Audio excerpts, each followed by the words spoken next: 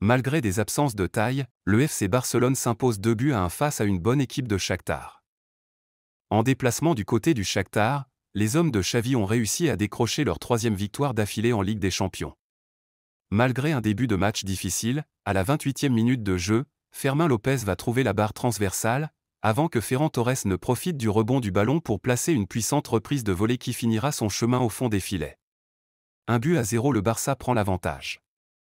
Sous les regards des nombreux cadres absents à cause des blessures, les Barcelonais vont bien gérer leur avantage et à la 36e minute de jeu, sur une passe offerte par Ferran Torres, Fermín López va crocheter un joueur adverse avant de déclencher un boulet de canon à plus de 16,50 m, et qui finira sa course au fond des filets. 2-0 en faveur du Barça. À la 55e minute, le FC Barcelone sera tout proche d'inscrire le 3e but grâce à une tête de Joao Félix, qui sera repoussée par le gardien de but du Shakhtar, suivie d'une frappe qui elle aussi, sera contrée par un défenseur adverse.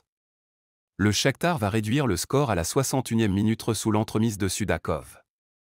2-1. Le Barça va gérer calmement son avance, avec une autre grosse occasion à la 76e minute. Sur une autre puissante frappe donc lui seul connaît le secret, Fermín López va trouver une fois de plus la barre transversale. Le coach Xavi, pour gérer au maximum cet avantage, effectuera des remplacements de joueurs, ce qui permettra au FC Barcelone de rester plus solide malgré les attaques incessantes des joueurs du Shakhtar. Les hommes du coach Xavi ont respecté les consignes, et ont réussi à s'imposer au finish 2-1. Une victoire très importante qui met le Barça en tête de sa poule avec 9 points sur 9. Tout aurait été parfait ce soir sauf qu'à la 75e minute de jeu, Joao Félix, l'ailier du Barça, sera remplacé par le jeune Marc Guiu. À cause d'une douleur musculaire contractée lors d'un choc, il sortira du stade en boitant.